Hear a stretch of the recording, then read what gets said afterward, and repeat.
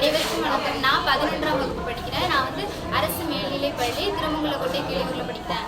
நான் வந்து maths biology group எடுத்திருக்கேன். நம்ம SIDPலேருந்து இனோவேஷன் ப்ராஜெக்ட் பண்ண சொல்லியிருக்காங்க. அதுக்காக நான் வந்து விவசாயத்தை எப்படி பாதுகாக்கிறது, விவசாயத்தோட இம்பார்ட்டன்ஸ் என்னங்க அதை பற்றி பேசுகிறேன்.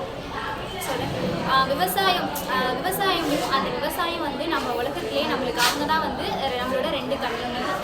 ரெண்டும் இல்லைன்னா நாளைய தலைமுறை வந்து என்ன செய்வோம் வந்து எல்லாரும் சிந்தனையாக செயல்படுவோம். முக்கிய தேவையே வந்து முதல்ல விவசாயம் தான். விவசாயத்தையும் காப்போம், விவசாயியும் காப்போம். இப்போ நிறைய விவசாய நிலங்களை எல்லாம் அழிச்சு ஆஃபீஸ், ஃபேக்ட்ரிஸ், வீடு அப்படின்னு நிறைய கட்டிட்டு இருக்காங்க. அதெல்லாம் வந்து உடச்சிட்டு விவசாய நிலத்தை பாதுகாத்தா மட்டும்தான் நம்ம சாப்பிட முடியும், நம்மளுக்கு உணவு எல்லாமே கிடைக்கும். அப்போ தான் விவசாயிகளுக்கும் விவசாயியை நம்பி இருக்கவங்களுக்கும் வாழ்க்கை கிடைக்கும். இதை புரிஞ்சுக்கிட்டு எல்லாரும் விவசாய நிலத்தை பாதுகாருங்க. விவசாயம் தொழில் வந்து அல்ல எமது உயிர் அப்படின்னு சொல்கிறாங்க. சொல்லித்தரும் சமூகம் வந்து விதைத்தால் தான் சோறு என்று சொல்லித்தர மறந்துட்டாங்க. நம்ம விதைத்தா மட்டும்தான் நம்மளுக்கு சோறு கிடைக்கும் அப்படிங்கிறத அந்த சமூகம் சொல்லித்தரத்துக்கு மறந்துட்டாங்க. நீங்கள் அதை நினச்சி விவசாய நிலத்தை பாதுகாக்கணும். அதனால தான் நான் இதை பற்றி பேசிகிட்டு இருக்கேன். நம்ம விவசாயத்தை பாதுகாக்கணும், நிலத்தை பாதுகாக்கணும், பூமியை நல்லா இது பண்ண வைக்கணும், ஓசோன் படத்தில் ஓட்ட விழாமல் பாதுகாக்கணும், சுற்றுச்சூழலை பாதுகாக்கணும். நம்ம இந்த இனோவேஷன் ப்ராஜெக்டில் இதை பற்றி பேசுகிறோம். சொல்லித்தரும் சமூகம் விதைத்தால் தான் சோறு என்று சொல்லித்தர மறந்துவிட்டது. இது எல்லாத்தையும் ஞாபகம் வச்சுக்கோங்க. அதை ஞாபகம் வச்சுக்கிட்டு விவசாயத்தை நல்லபடியாக பண்ணுறாங்க.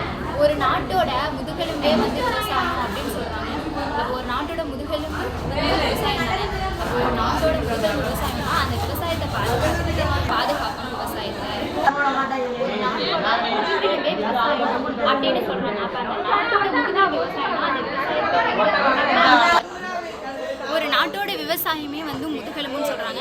அப்போ அந்த நாட்டோட விவசாயம் முதுகெலும்புனா அந்த விவசாயத்தோட முக்கியத்துவத்தை அறிஞ்சிக்கிட்டு அதை பற்றி தெரிஞ்சு இந்த விவசாய நிலத்தை பாதுகாக்க வேண்டியது நம்மளோட கடமை தானே. அதை புரிஞ்சுக்கிட்டு நீங்கள் எல்லோரும் விவசாய நிலத்தை பாதுகாங்க. நல்லா விவசாயம் பண்ணி வாழணும். அப்போ தான் வந்து விவசாயிகளாக வாழ முடியும்.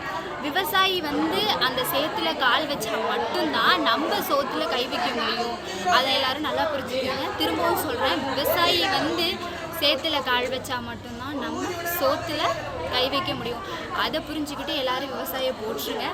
எல்லாரும் பூமியை பாதுகாத்துங்க, ஓசோன் எல்லாரும் பாதுகாத்துங்க. அப்போ தான் நம்ம உயிர் வாழ முடியும். இந்த விவசாய நிலத்தில் இது பண்ணுறதான் அந்த விவசாயிகள் சேத்துல கால் வச்சாதான் நம்ம சோத்துல கை வைக்க முடியும். அதை புரிஞ்சுக்கோங்க.